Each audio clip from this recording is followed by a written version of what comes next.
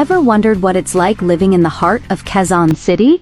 Take a closer look at life inside one of DMCI Homes' most loved communities, Infina Towers. Strategically speaking, maganda yung location nito.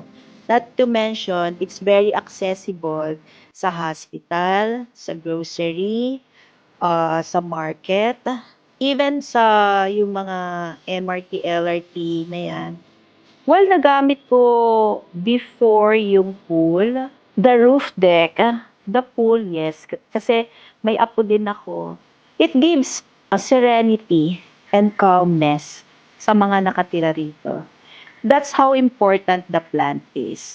Kasi lalo na if our concept is resort living, even though nasa pinakamataas na floor ka na, feeling mo parang mababa lang yung floor mo because of the atrium.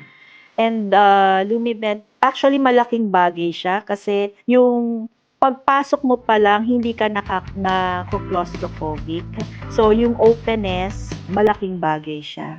The feeling of safety and secured, I also felt it here in Pina Tower. And also, yung belongingness. That I think that's one of the most important factor. DMCI is a smart choice kasi number one, they are pioneer already sa pagdevelop ng isang community. Secondly, it's for me hindi siya expensive. Tama lang yung presyo. We've seen a lot of other communities or other condo na after a few years, hindi napapabayaan na. Unlike DMCI, so far, ang alam ko naman, continuous yung support nila even after the turnover to the unit owners.